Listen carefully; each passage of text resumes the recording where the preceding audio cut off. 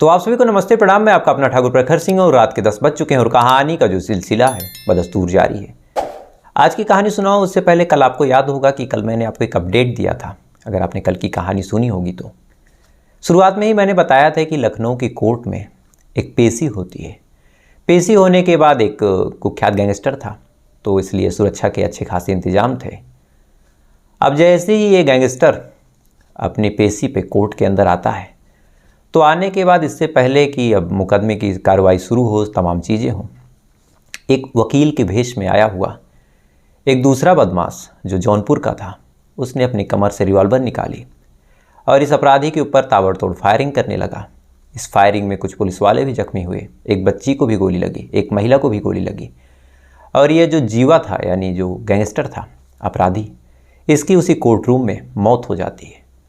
अभी अपडेट मैंने आपको दे दी और साथ ही कहानी सुना दी, लेकिन फिर यहीं से मुझे कल की कहानी मिल गई, यानी आज की। इसीलिए अब इस कहानी की एक तरह से जांच पड़ताल में जुट गया। और कहानी चूँकि ये एक गैंगस्टर की थी और इसकी लंबी ज़िंदगी रही होगी, अपराधों की भी एक लंबी कहानी रही होगी, तो ये जो एक तरह से ऐसी कहानियों की रिसर्च होती है, ये कुछ घंटों में नहीं होती, लगभग 24 घंटे तक की मेहनत लग जाती है। तो मैं जुटा था, इसी बीच मेरे फ़ोन पे एक फ़ोन आता है। फ़ोन का जैसे ही मैं एक तरह से नंबर देखता हूँ तो थोड़ा सा चौंकता भी हूँ, क्योंकि ये फ़ोन था मुंबई की एक बहुत ही प्रतिष्ठित न्यूज़ एजेंसी है, मेट्रो सिटी समाचार। यूट्यूब पे भी लगभग इनके 7 लाख से ज़्यादा सब्सक्राइबर है। तो फिर जब वहाँ से फ़ोन आया तो एक तरह से चौंका भी। उनका फ़ोन उठाया और बातचीत शुरू हुई। अब बातचीत के दौरान वो बताते हैं कि पहले तो उन्होंने सवाल पूछा कि क्या कल की कहानी तैयार हो गई है, यानी कल क्या सुनाओगे, उसकी रिसर्च हो गई है। अब ये सवाल उन्होंने जब पूछा तो एक तरह से थोड़ा सा मन में हिचक भी हुई कि बताऊं या ना बताऊं। अब इससे पहले कि मैं कुछ कहता, उन्होंने कहा कि अच्छा कौन सी कहानी सुना रहे हो और कितनी रिसर्च हो गई है। अब ये चीज़ें जैसे ही वो पूछते हैं तो चाहे जितने अच्छे दोस्त हों, लेकिन इस पेशे में ऐसा होता है कि एक दूसरे से आगे रहना होता है। आप किसी से 1 घंटे बाद भी कहानी सुनाएंगे तो कहीं ना कहीं ये लगेगा कि आपकी अपनी रिसर्च नहीं है। तो जब ये बातें उन्होंने पूछी तो मन में खिचक भी है कि बताऊं या ना बताऊं, कहीं बताऊं और ये कुछ दिक्कत ना हो जाए मेरे लिए। लेकिन फिर मैंने बताया कि हाँ, जो भी कोर्ट में गोली चली है उसी के बारे में मैं कहानी सुनाने जा रहा हूँ। अब मेरा इतना बोलना हुआ कि सामने से कहते हैं कि उसको छोड़ो, मुंबई में एक बहुत बड़ी घटना हो गई है। मुंबई के बगल एक मीरा रोड है। मैंने पूछा क्या हुआ, फिर उन्होंने बताया कि एक लड़की को काट दिया गया। अब ये बात उन्होंने बताई तो मैंने कहा कि ये तो कोई बहुत बड़ी बात नहीं है, आजकल हर जगह ऐसा हो रहा है कि लड़की है टुकड़ों में लाश मिलती है, मामला सुलझ जाता है। थोड़े टाइम पहले उसी के जस्ट बगल की मैंने कहानी सुनाई भी थी। मैंने ऐसा कहा तो उन्होंने कुछ वीडियोस भेज दिए और कहा कि एक बार इन वीडियोस को देखो।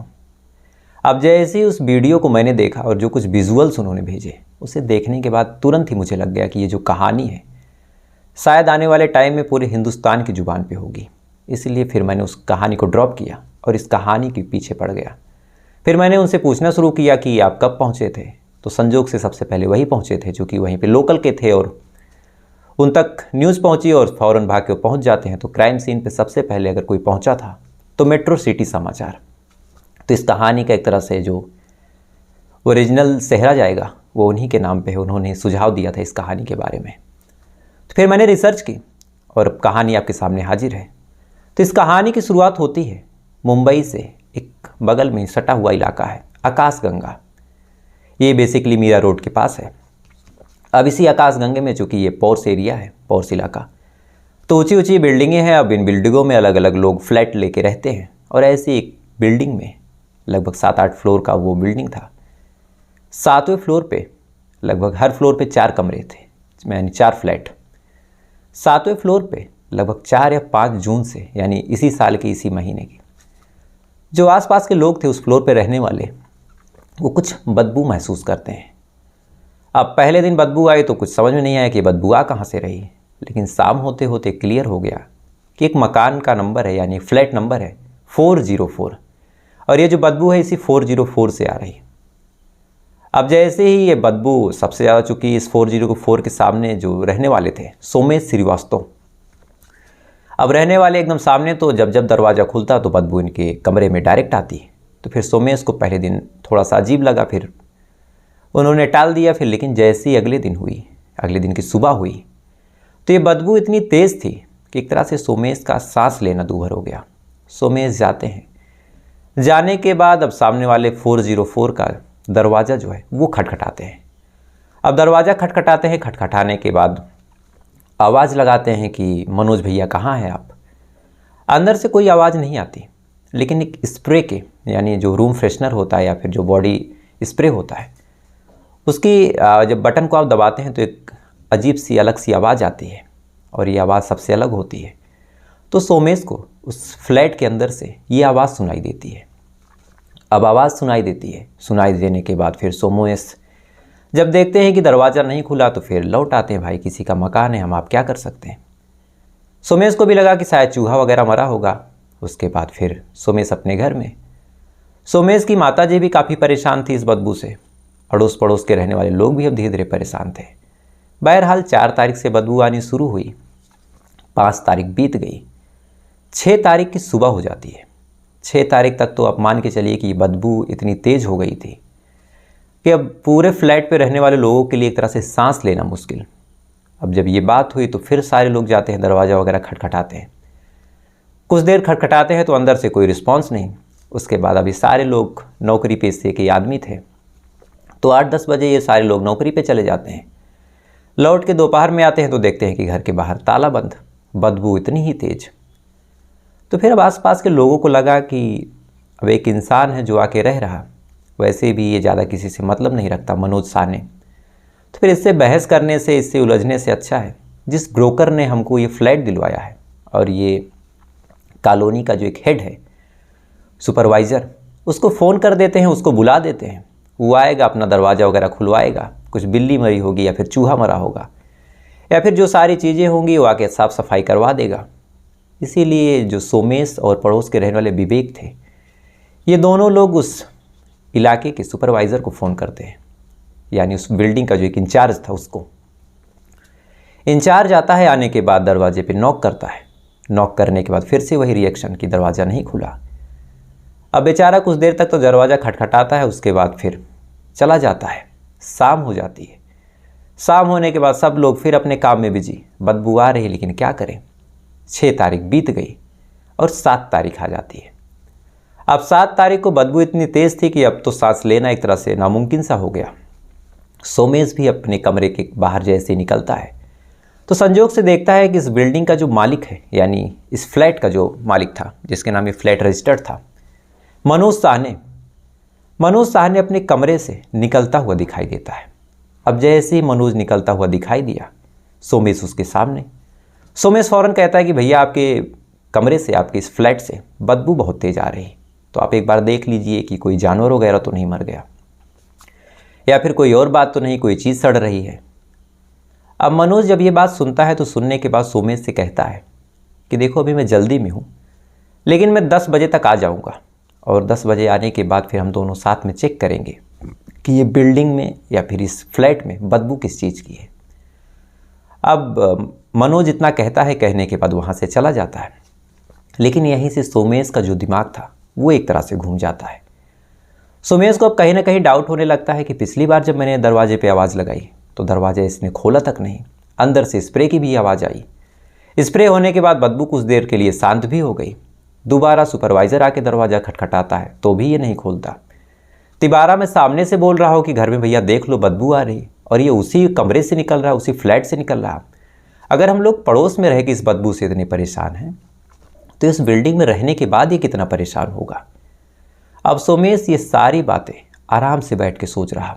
सोचते सोचते इस बारे में उसने अपनी मम्मी से भी डिस्कशन किया कि मम्मी ऐसा लग रहा है कि कुछ ऐसा हुआ है जो शायद नहीं होना चाहिए। कोई तो बात है जो ये मनोज साहनी छिपा रहा, कोई ऐसी चीज़ है जो घर के अंदर है जो मनोज नहीं दिखाना चाह रहा, तो कायदे से हमें पुलिस को फ़ोन करना चाहिए। अब मम्मी भी ये बात एग्री करती है और कहती है कि हाँ पुलिस को फ़ोन करो। फ़ौरन पुलिस को फ़ोन जाता है। पुलिस को बताया जाता है कि कमरा है, एक फ्लैट है 404, और इस फ्लैट से बदबू आ रही। मकान मालिक से, यानी उस फ्लैट के मालिक से हम बार बार बोल रहे हैं कि आप खोल दीजिए, चेक कर लीजिए कि कहाँ से बदबू आ रही, लेकिन वो खोल नहीं रहा, बार बार स्प्रे मार रहा, बार बार रूम फ्रेशनर मार रहा। जब फ्रेशनर मारता है तो फिर बदबू डाउन हो जाती है, लेकिन फिर बदबू उतनी ही तेज। इसीलिए अब पुलिस वालों से ये निवेदन है कि वो लोग आ जाएं और इस कमरे की तलाशी ले लें कि क्या है क्या नहीं है, जो भी चीज़ हो उसको हटवा दें, नहीं तो फिर इस तरह से सांस लेना मुश्किल। अब पुलिस भी ये बात जब सुनते हैं तो उनको भी लगता है कि अजीब अजीब केस आजकल आ रहे हैं कि किसी के घर में कोई चूहा मर गया तो भी हम लोग जाएं। बहरहाल अब कंप्लेन थी तो जाना था, इसीलिए पुलिस वाले अब 2-4 लोग जो थे जाते हैं इस कमरे के सामने, यानी 404 फ्लैट के सामने। 404 फ्लैट के सामने अब खड़े हैं, बाहर ताला बंद है। अब ताला बंद है तो कुछ कर भी नहीं सकते, लेकिन जब बदबू उन लोगों को महसूस हुई, यानी पुलिस वालों को वहाँ पे खड़े होने के बाद, तो पुलिस वालों को लग गया कि ये जो मामला है ये किसी चूहे बिल्ली का नहीं है। अंदर कुछ ऐसा है जो बहुत ही संगीन है, कुछ ऐसी चीज़ है जो कायदे से नहीं होनी चाहिए, और अंदर कुछ ऐसा ज़रूर राज है जो इस फ्लैट का मालिक है बार बार छुपा रहा और इस राज को राज ही रख रहा।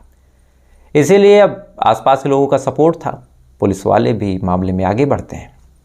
ताला को तोड़ा जाता है और जैसे ही ताले तोड़ते हैं और अंदर प्रवेश करते हैं तो अंदर इतनी तेज़ बदबू थी कि फ़ौरन ही सारे लोग बाहर निकल के आते हैं, मास्क वगैरह लगाते हैं, चेहरे पे रुमाल रखते हैं। रखने के बाद जब अंदर जाते हैं तो सबसे पहले एक हॉल मिलता है, यानी जो स्टार्टिंग था कमरे में उस फ्लैट का पहले हॉल था। हॉल में जाते हैं तो जाने के बाद देखते हैं कि एक वुड कटर, यानी जो एक चैनसॉ होती है काटने वाली, वो रखी हुई थी, एक ऐसी मशीन जिससे लकड़ी वगैरह काटी जाती है। अब उसे देखते हैं तो देखने के बाद थोड़ा सा हैरान होते हैं कि एक अच्छे भले घर में इस तरह से एक आरी का क्या काम। लेकिन बदबू तेज़ थी तो इस आरी वगैरह को इग्नोर करते हैं और घर के अंदर जाते हैं। जैसे बेडरूम में पहुंचते हैं तो देखते हैं कि बेड के ऊपर एक काले कलर की पॉलीथीन बिछी हुई है। अब जैसे ही काले कलर की पॉलीथीन बिछी हुई है तो सबको लगा कि इस पॉलीथीन के अंदर कोई डेड बॉडी ज़रूर है, क्योंकि बेड के ऊपर इस तरह से पॉलीथीन होना डाउट हो गया। अब ग्लव्स वगैरह पहन के जैसे ही पॉलीथीन हटाई जाती है तो पॉलीथीन के अंदर कुछ भी नहीं, पॉलीथीन के नीचे जस्ट गद्दा था। अब यहाँ से भी कुछ नहीं मिला तो फिर सारे लोग भाग के वॉशरूम में गए कि शायद वहाँ से कुछ मिल जाए। अब पुलिस वाले आगे आगे हैं, सोमेश, विवेक और आसपास के सारे लोग पीछे पीछे। अब वॉशरूम में भी गए तो वॉशरूम में भी कुछ ऐसा नहीं मिला, और लास्ट में एक और चीज़ बचती है, वो है किचन। अब लास्ट में जब किचन ही बचा तो फिर पुलिस वाले किचन की तरफ जाते हैं, और जैसे ही किचन के अंदर प्रवेश करते हैं तो किचन का जो मंजर था, जो चीज़ किचन के अंदर देखी पुलिस वालों ने और आसपास के लोगों ने, उसे देखने के बाद शायद पुलिस वाले हों या फिर आसपास के लोग, कई दिनों तक तो अब इन लोगों के हलक से निवाला तक नहीं उतरेगा। दरअसल जब किचन में जाते हैं तो देखते हैं कि आरी रखी हुई है, वैसी ही आरी जैसे अभी हॉल में मिली थी। उस आरी के बगल 3 बाल्टियाँ हैं, बाल्टियाँ तीनों खून से भरी पड़ी हैं। अलग अलग इंसानी अंग जो कि इतने छोटे टुकड़ों में कटे थे कि उनकी पहचान करना मुश्किल। उन इंसानी अंगों को देखने के बाद यही लग रहा था कि पता नहीं इंसान के हैं भी या फिर बकरे या फिर किसी और जानवर के, लेकिन उन्हीं के बीच से एक इंसानी पैर तैरता हुआ दिखाई दे रहा था।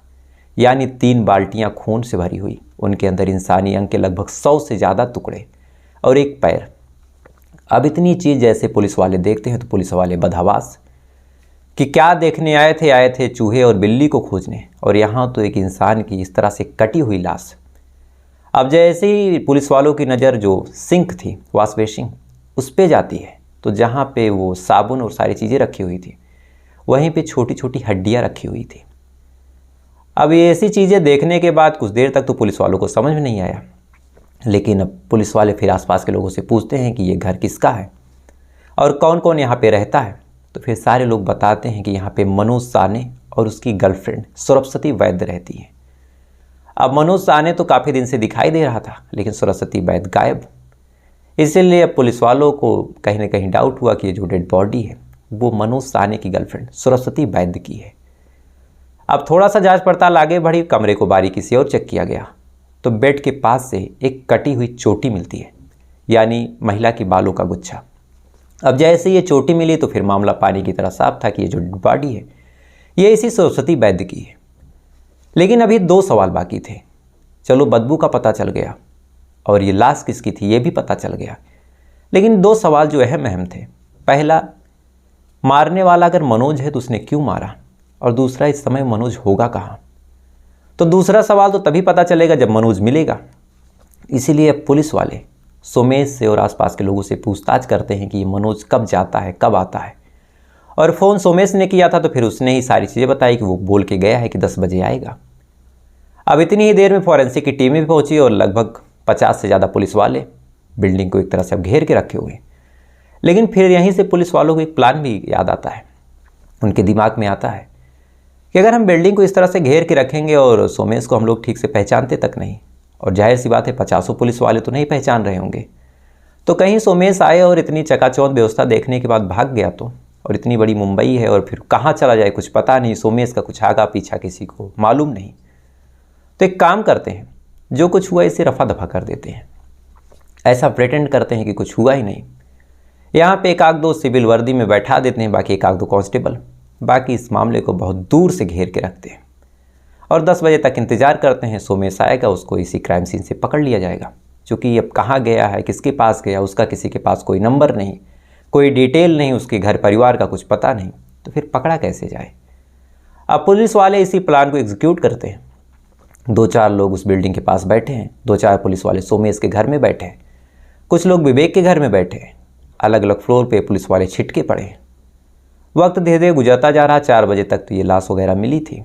धीरे धीरे 8 बज गए और 8 बजे पुलिस वाले देखते हैं कि बिल्डिंग से, लिफ्ट से कोई इंसान ऊपर आ रहा। अब जैसे ही इंसान ऊपर आ रहा तो पुलिस वालों को लगा कि ये शायद कोई फॉरेंसिक का होगा या फिर कोई और क्राइम ब्रांच की टीम होगी।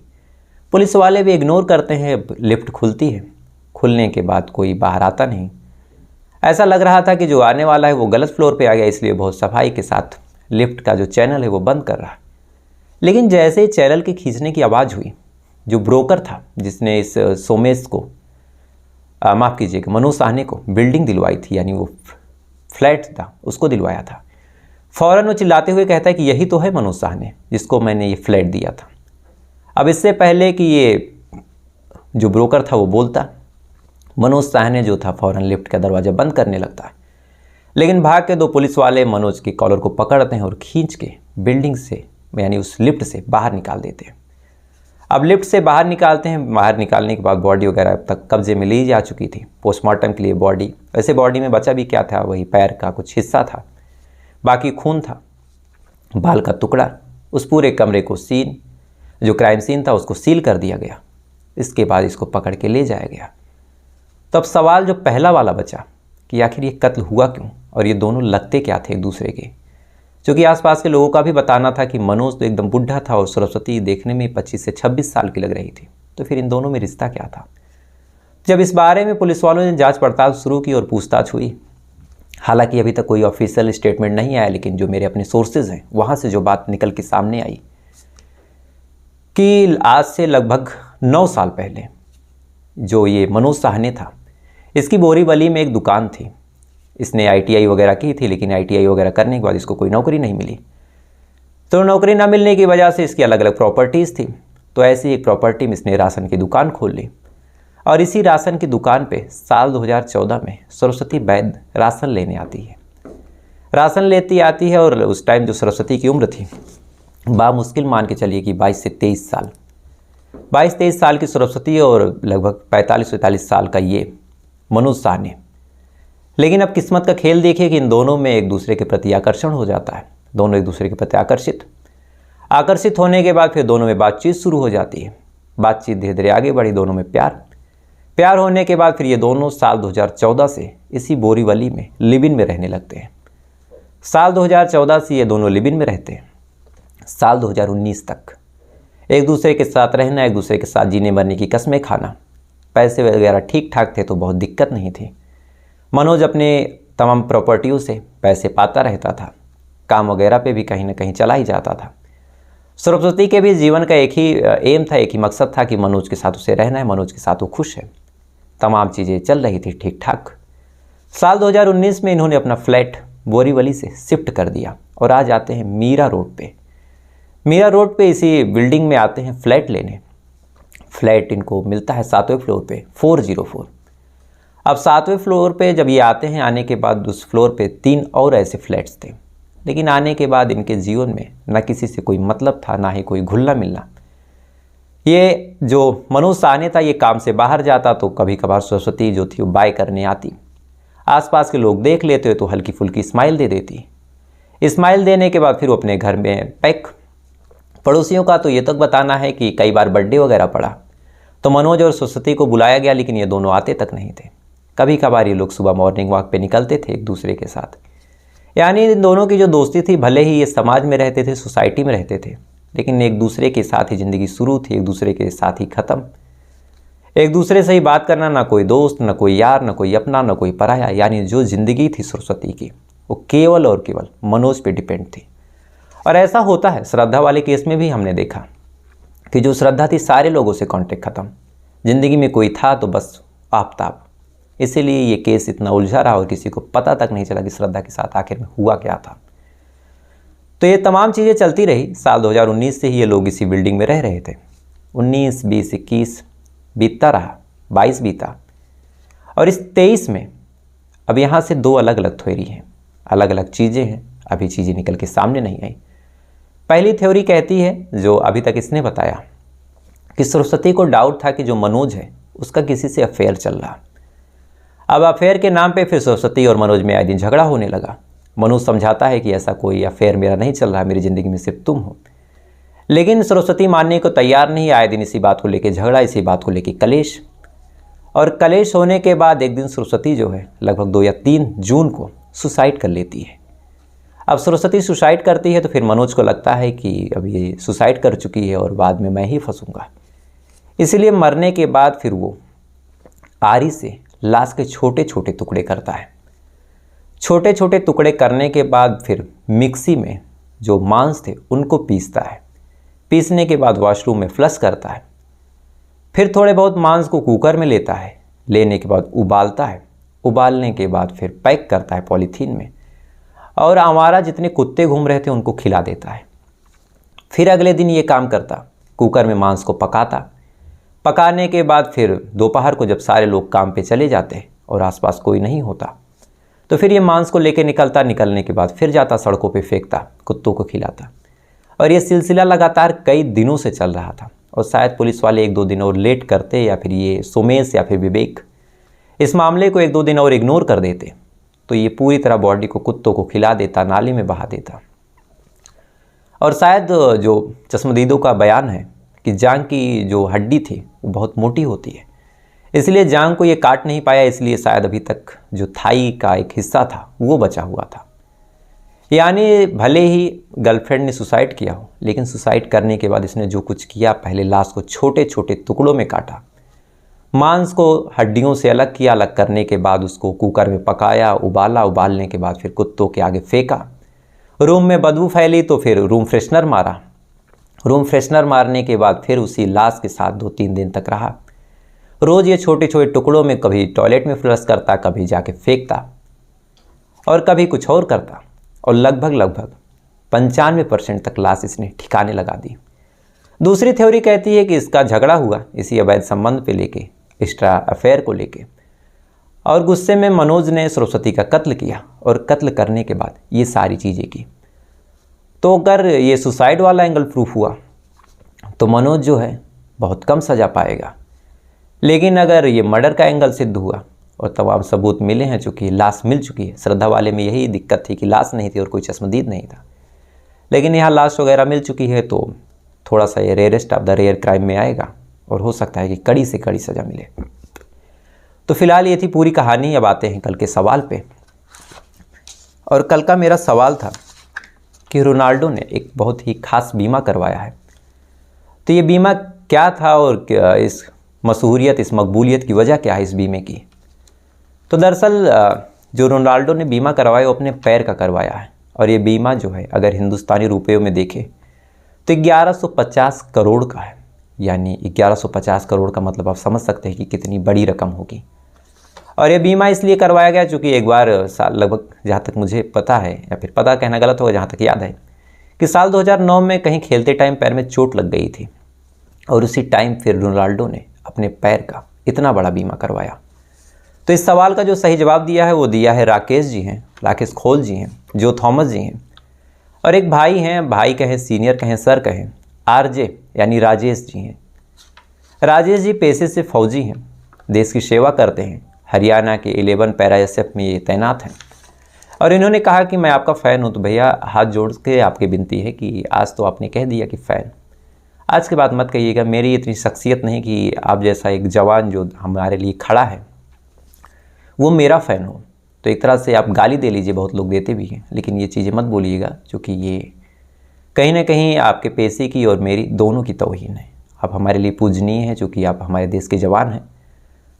और इसी के साथ एक और शख्स हैं, अवंती होरू जी हैं, प्रताप सुरेश जी हैं, आरती मंगोलकर जी हैं, सोहिल खान जी हैं, और आसिफ जी हैं, और गुरजंत खैरा जी हैं। गुरजंत खैरा जी शायद जब मैंने चैनल शुरू किया था तब से ये मेरे साथ जुड़े हुए हैं, शायद पहले या दूसरे सब्सक्राइबर रहे होंगे।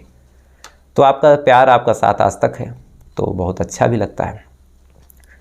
और सेसियन पोलियो जी हैं, पवन कुमार जी हैं, आरती शर्मा जी हैं, और शाहदाब जी हैं, और मनोज जायसवाल जी हैं, अमन चौहान जी हैं, मंसूर खान जी हैं पाकिस्तान से, और नमिता पटनायक जी हैं, अर्जुन सकपोटा जी हैं, ये नेपाल से हैं, यमाई अंसारी जी हैं, बीबी जी हैं। और बीबी जी ने कहा कि शॉर्ट आउट दे दीजिए, तो शॉर्ट आउट और लब दोनों मेरे तरफ से आपको। इनका नाम है बीबी अचुमनी। तो ऐसे ही आप लोगों का प्यार बना रहे। राज सोनी जी हैं, और हरकिशोर जी हैं, और गगन सोनी जी हैं, गणेश सोनी, माफ़ कीजिएगा, गणेश सोनी जी। तो आप तमाम लोगों ने बिल्कुल सही जवाब दिया, तो आप तमाम लोगों को दिल से शुभकामनाएं। अब आते हैं आज के सवाल पे, और आज का सवाल आपको बहुत चौंकाएगा भी। आज का सवाल है कि Center for Civil Liberty Ukraine को 2022 में किस श्रेणी में नोबेल पुरस्कार मिला? यानी Center of Civil Liberty Ukraine को 2022 में किस श्रेणी में नोबेल पुरस्कार मिला, नोबेल प्राइज़? ऑप्शन है रसायन विज्ञान, सेकंड ऑप्शन है साहित्य, तीसरा ऑप्शन है भौतिकी, और चौथा है शांति। इन चारों ऑप्शनों में से जो ऑप्शन आपको सही लगे आप कमेंट कीजिएगा, जो सही जवाब होगा मैं आपको बताऊंगा। और आज की कहानी के बारे में आप अपनी राय जरूर रखिएगा। और ऐसी वीडियो को देखने के लिए और ऐसी कहानी को सुनने के लिए लाइक करके, चैनल को सब्सक्राइब करके अपना प्यार यूँ ही बरसाते रहिएगा। बहुत जल्द हम लोग 50,000 भी हो जाएंगे। फिर आप लोग का प्यार रहा तो ये सफ़र यूँ ही चलता रहेगा। तो आपसे कल फिर मुलाकात होगी किसी दूसरी कहानी के साथ। तब तक अच्छे रहिए, खुश रहिए, अपना ख्याल रखिए, अपने देश का ख्याल रखिए। जय हिंद।